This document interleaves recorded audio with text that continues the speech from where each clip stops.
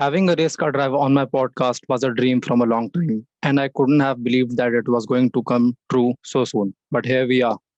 Brett Suggs is a 19-year-old professional race driver currently racing in the Southeast Supertruck series. Brett has logged thousands of laps behind the wheels of 13 different race cars over the past 15 years. He has accumulated countless amounts of wins and 4 championships across 3 different race cars. Brett has had the honor of working with many wonderful organizations such as the NASCAR Foundation for over 8 years and the living legends of auto racing, Daytona Beach. We have tried to break down his journey with racing trucks, winning championships, and his future plans with racing on this episode of Shift with Motordrift. Welcome, Brett. Glad to have you on the podcast, bro. Thanks for having me. I'm looking forward to it. Yeah. So, my first question for you is when did this racing career of yours start? At what age did this all started? I began racing when I was 4.5, probably around the age of 5. I looked up to my older sister. She had done it for years with my dad. So I was kind of just like next in line.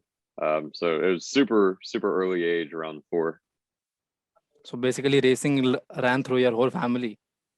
Yep, pretty much. Yep. So your father has raced as well. Raced. Yeah, he raced a little bit, not a whole lot. Hmm. Mainly just helping my sister just with her racing, and then she went off to actually when she went off to college is right when I started racing. So that's kind of how the timing worked with that. Okay, so they have left racing, and you are still Yep, continuing it. exactly. Um. So what's the car culture at the place you live in? Like, are there any F1, Le Mans, or Super Truck Series fans? For Supertruck fans, I mean, I'm in North Carolina. The series Hmm. itself is based out of North Carolina, Yeah. but it travels out of a bunch of different states in the United States, Hmm. probably 4 or 5 um, different states, different racetracks. But in terms of North Carolina itself, that's kind of the center for all racing in at least the country. So there's like anywhere you go, I mean, especially my hometown is Mooresville, North Carolina. You can go pretty much any road, and there's someone who's worked in racing or is a racing fan. So it's pretty neat to have that environment around me. Great to hear that, man. So where did you see your first race, and can you describe the experience? My first race. Well, when I was probably like 8 months old, I was at Daytona International Speedway for their middle of the year July race. I don't really remember it. I know I was there, but I'm sure that first sniff of racing fuel is what really got me involved. Um, but the first one I can actually remember again comes from Daytona because I mean I when I lived in Florida, I was at Daytona many times a year. Um, and I believe Dale Jr. won, and he was my favorite driver growing up. So that was always pretty neat to watch him park it in victory lane. Damn, man, 8 months. You weren't even a years old, and you had Yep, already watched your first race. that's right. Damn. So, can you explain to the audience a bit about the Southeast Super Truck Series for those who don't know about it? Right. So it's the best way to put it is if you're familiar with a late model, which is like a purpose-built race car. It's a jig built, and that's basically what the truck is. It's a late model, just with a truck body on it. For horsepower, we're carrying a 604 crate motor. It's one of the basic Chevy motors. Not a whole lot of upgrades you can do to it. We run pretty stock, which keeps it affordable. And then we run on Hoosier tires and quick change rear end for the gear and 2-speed transmission. So pretty standard as a race car, but it's definitely not like a car right off the street. I mean, it's definitely purpose built for racing. So it gets around pretty good. So, what are the like the power and the torque figures that these trucks typically run? In terms of horsepower range, I believe that now that, like I said, this motor is relatively stock. I believe it's Hmm. pushing around 400 horsepower, Hmm. probably 350 to 400. And what is the weight of the truck typically? Weight. 28 2,850 pounds That's how Hmm. we go. So That's our minimum relatively, weight. so relatively light as compared to the typical trucks in the market. Yep, definitely. Yeah. So what are the typical acceleration figures that you can expect from these trucks? Sorry, can you repeat that? Yeah. So what are the typical acceleration figures that one can expect from these type of trucks? Um, I mean, we've got full power steering. It drives like actually very well. With very wide tires. I think the tires are like 26 inches or 30 inches wide. I mean, they're the race tires from Hoosier. Um, so in terms of like lap times and speed wise, I mean, we're getting around the track relatively quick, and we don't really look at miles per hour or that sort of thing, kilometers or Hmm. anything. But we've had people use like a radar gun and see like down the straightaway of one track we're going around 90 to 100. Hmm. And then you got to think like, well, you slow way down for the corner, so just carrying that much speed in the corner and then having to get on the brakes, full front and rear brake calipers and rotors and all that.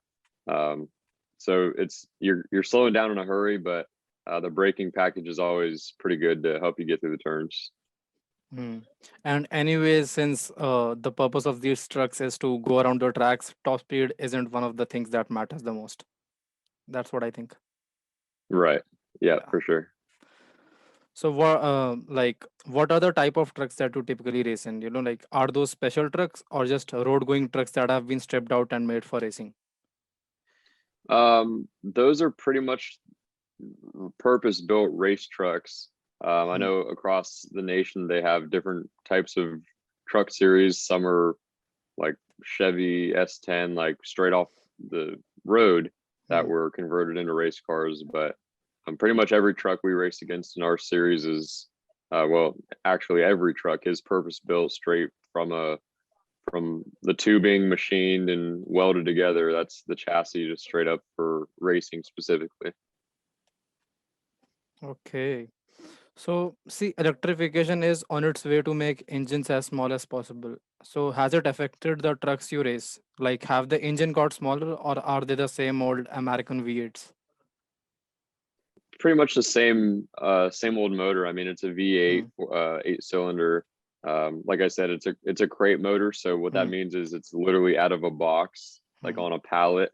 You Hmm. just you just dress it up with the flywheel and all that good stuff, the belts and stuff, pulleys, and put it in the truck. So it's not a whole lot done to it. Sizing wise, hasn't really changed much throughout the year. It's pretty standard of a motor, Hmm. but definitely like in I know different race series they have different motor packages, but ours has been pretty consistent past few years.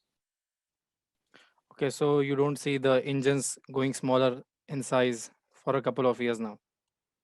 Right. Yeah. So, for how long do you think these trucks will be able to continue with such big engines? Because ultimately, either the engine will get smaller or they will have to switch to an alternate fuel, and the former option seems to be more realistic. I'm not sure. That's a great discussion to talk about. I Hmm. don't know the future for racing in terms of um, alternative fuels, and now I know there's some professional series that are running electric, Hmm. but I don't know necessarily for a shorter, uh, more of a localized racing series rather than on a national level. I don't know exactly how they're planning for the future. I mean, I'm sure there's ways in which they're trying to incorporate Hmm. what'll produce less emissions and whatnot. Hmm. But at least for I'd say for the next 5 years or so, we're probably going to stay at the same 604 crate motor base. And then we'll see just as the future, as time evolves, we'll see what changes after that. Hmm. Because like manufacturers like Ford and all are just planning to go electric as soon as possible. I recently heard that from 2028 onwards, Mustang will no longer be powered with a gas engine, and that literally hit me hard. I was like, dude, Mustang Right. with not a V8, I can't imagine that. Exactly. You got to hear that American muscle, that horsepower underneath it. Yeah, when I hear Mustang, I hear a V8, and w- the and when Ford decided to just let go of that V8, I was like, dude, like at least give it a consideration for about 10 to 15 years more. Right. Yeah. Yeah, for sure. So on a safety level, how much is safety prioritized in these races? Like, what are the specific measures you take as a driver while racing? We take safety pretty considerably. I mean, with the speeds that we're Mm, going, and um, these tracks don't have, like NASCAR has safer barriers around all their walls. We don't. We just have a concrete wall. So you really got to be protected in the car. So full on. Actually, I don't have my gear with me in my room, but I have it in my car because I was at the racetrack this mm, past weekend. mm, But full on helmet, 5-point harness, Hans device, full one piece suit, full containment seat. That's huge. That's super important. With the you have like the halo beside you, mm, so if your head gets banged around a little bit, you're protected there. mm, Um, Full on, fire extinguisher system.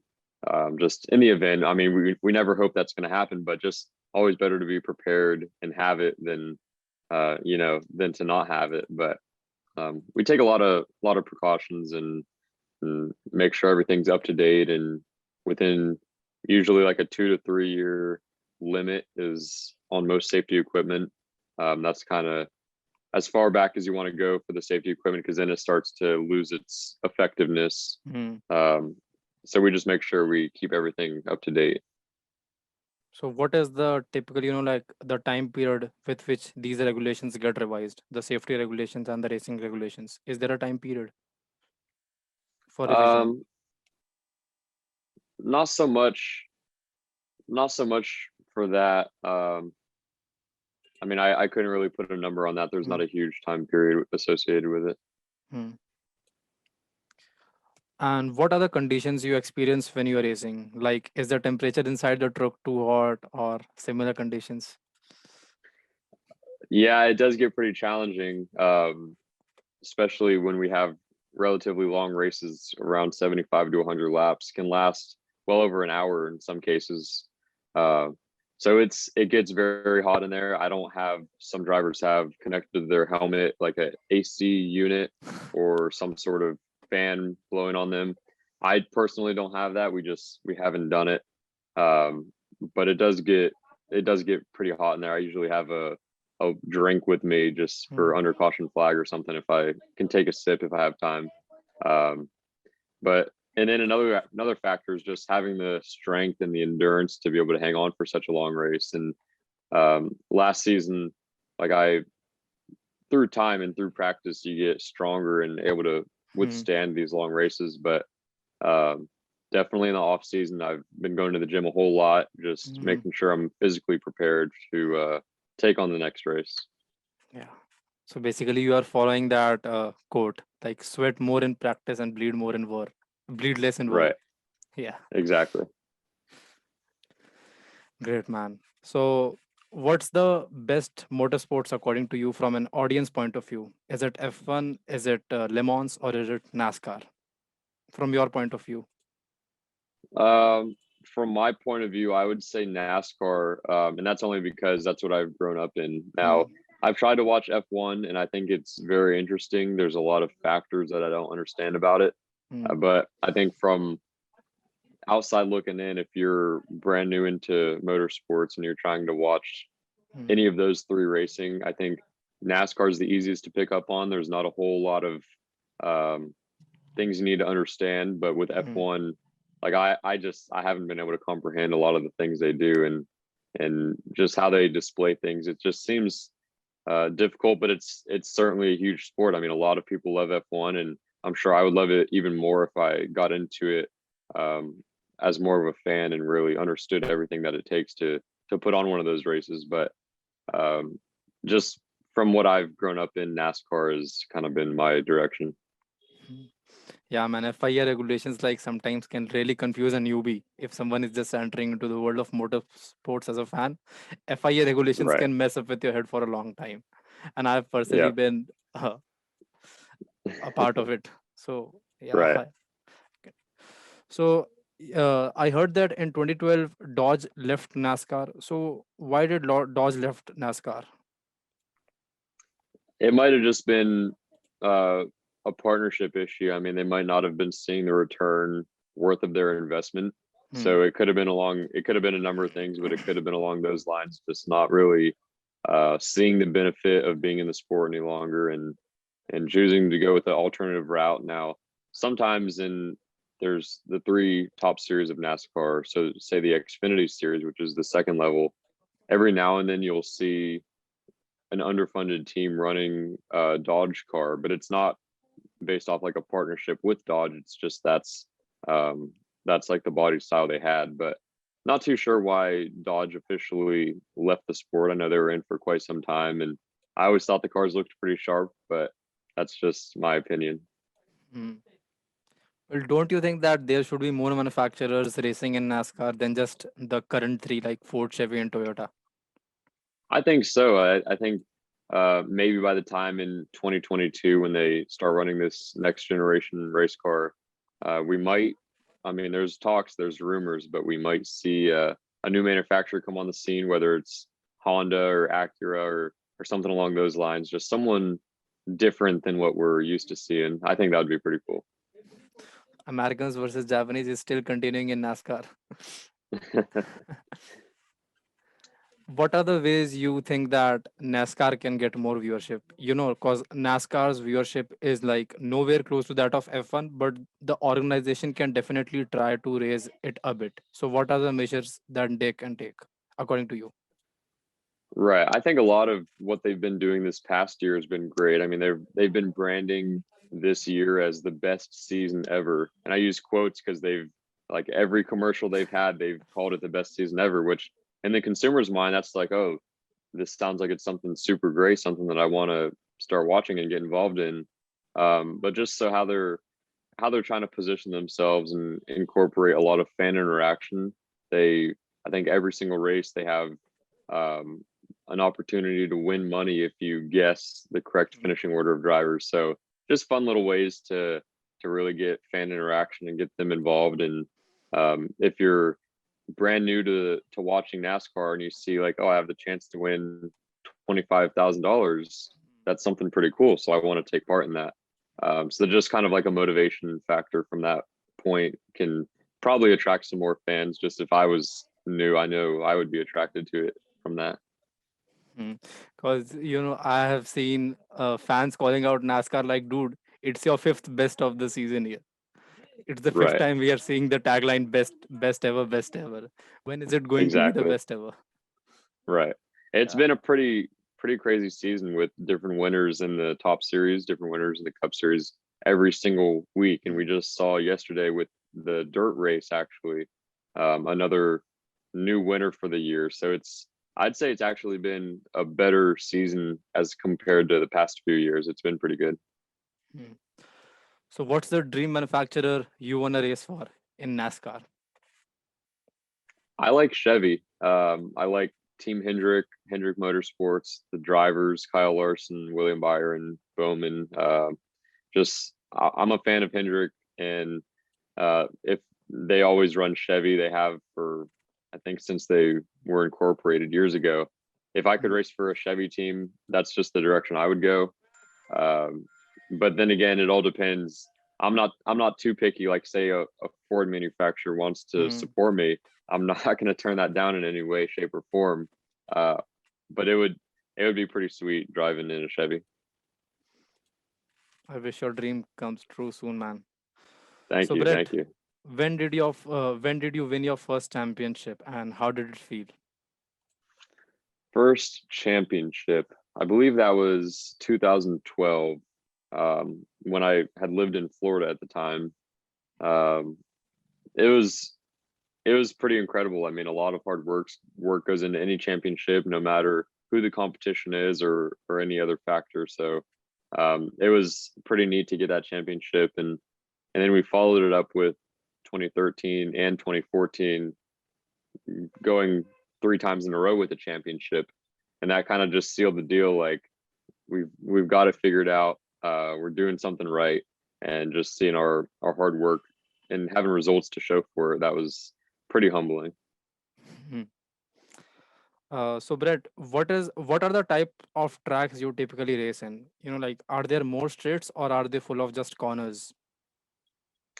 Uh, I mean, the straightaways are much longer than the corners. It just depends on what track we go to. We race in ovals, Hmm. um, which a lot of people think the kind of racing we do is just driving around in circles, but it's definitely not. I mean, there's a whole lot uh, more complications than just going around in a circle. You're having to consider braking and not locking up the brakes. That's a big thing, which you see a lot of times in road racing is brake lock up and wheel hop.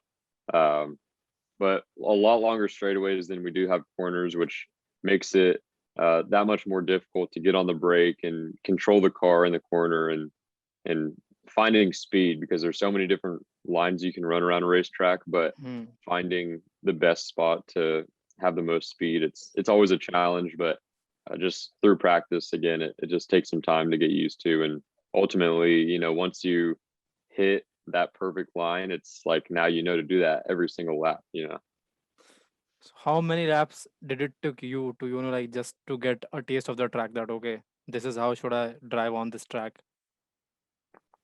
For me, it probably takes about 30 laps, which isn't that long of a time, Hmm. just because I've been racing for such a long time now, um, upwards of 15 years. But just, I mean, there was tracks we went to last year that it was my first time going to, Hmm. but just turning those practice laps and doing a lot of observing too, seeing where other drivers are racing and seeing if I can use what I see and apply it to my own driving, um, helps kind of speed up the process of the learning curve and just figuring it out in general. So it doesn't take a whole lot of time, just coming from experience. But for someone new, it might take them a little bit longer because they just don't know um, the adaptability factor just to get used to different environments of racetrack. Hmm. So, Brett, how long do you plan to keep on racing in this Super Truck series? I'd love to race in it for another year or two, but just depends on where funding is. The marketing partners and all the sponsors involved, struggling to get the funding for this year that we need to, but still working hard and still trying to meet the partnerships and get what we can. But uh, I would see myself, like, say we had all the funding and all the money in the world to go racing. I would see running the truck for one more year and then moving on into something else after that. But then again, it just depends where the money is and what we can afford to race in. So, like, what is the process of the racing? Like, how do you get sponsors and how do you, like, ultimately the race results in? Like, where do you get the funding and all from? The funding can come in pretty much any way, shape, or form. It can come from just making a relationship and building a relationship with a business and then Mm. turning that relationship into, now how can I help you as the business kind of reach a new audience through race fans. It can be from family, which I haven't had. I mean, my family isn't a huge racing background. We just, like, my dad and sister, as I mentioned earlier, they Yeah. did it kind of for fun when my sister was younger, but I don't have grandparents or aunts and uncles who've been involved in racing. So kind of being a first generation race car driver makes it a little bit harder to succeed when you don't Mm. have that kind of support. But just going out and connecting with people, networking and meeting a lot of people is kind of the best way to get partners. And I've met a whole lot of people and have talked to a lot of people as well, but just still unfortunately struggling to get the partners we need. No worries, man. I trust you will get your partner soon. Thank you. And what are you eyeing next after the Southeast Super Truck series? When you are just done with Southeast, what are you eyeing I next? would I would see possibly going into the Cars Tour, which is a late model division that races in the Southeast as well.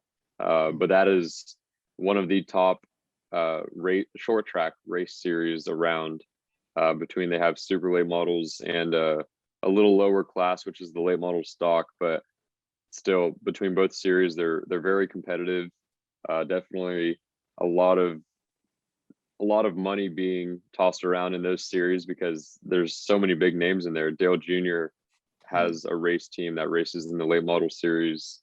So that would be kind of the next goal after the Supertruck, but that would once again depend on money, but that's where I could see going following the Supertruck series. Now, since you have logged thousands of laps behind the wheel, what would be your advice to a young enthusiast who plans on getting into your field? So for someone just kind of entering into racing, just being receptive to all kinds of advice and keeping your eyes and ears wide open to learning and listening and seeing what someone before you has done and kind of learning from them. I mean, everybody when they're new, they think, oh, I can do this. This is really easy, but it just really takes being observant and being not just a race car driver, but being a smart race car driver and doing as much learning as you can, preparation, and ultimately preparing you for when you're in a situation where if you were just getting out there for your first time, you wouldn't know what to do. But since you've done a lot of observing and learning, you might be able to adapt to it better. It's ultimately when you step in the car on the racetrack is when you exactly get to know that, okay, this is where I stand and this is the level on which I want to get to. Exactly. Right. So have you ever given a thought of racing in Formula 3, Formula 2, and then eventually Formula 1? Have you ever given a thought to that? I've known some people that ran Formula 3. I never really considered it for myself. I would definitely not pass up the opportunity to run in it. I like road courses a lot. I think that would be fun going around those circuits. But the open wheel side of things, I've never really ran much of that, so I haven't taken a whole lot of consideration into it.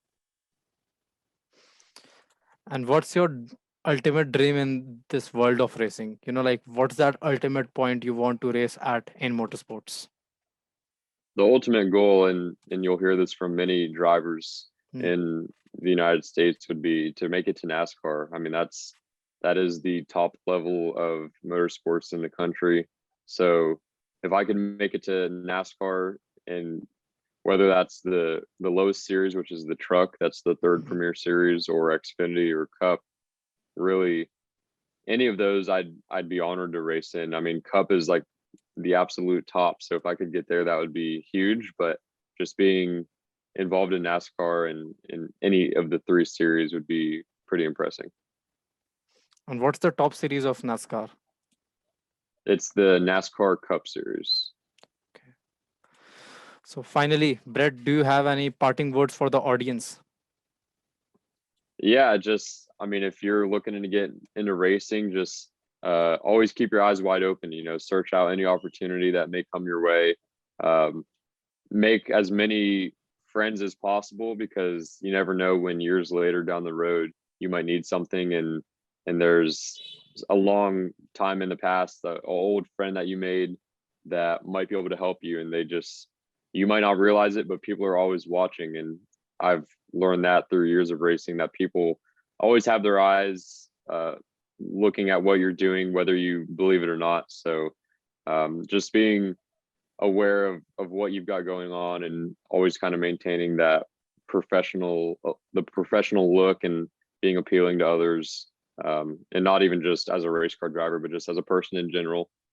Just staying positive and optimistic, and keep fighting for the next thing you can get to. That's pretty much my advice that I'd give to the audience out there. Thank you, man, for doing this, man. I really wanted to have you as a guest from a long time, like since I saw your profile, and I was like, dude, I have to get him on the podcast. I appreciate it, and thanks for reaching out. I mean, it's like I said, the networking, just connecting with people, that's always great. And for anyone out there in the audience who wants to check out a little bit of virtual racing I do, you can check out fb.gg/Brett Suggs Racing, or just search Brett Suggs Racing on Facebook. I stream virtual racing on the side of my real racing, but I stream virtual racing about 5 times a week. So I'm pretty busy with that. I will link it in the description below. No worries. Perfect. Sounds great, man. All the best to you, man, for all your future endeavors and races, man. I trust we will Thank you. do a longer episode in the future. Thank you very much. You take care. Thank you, man. Bye for Bye now. bye.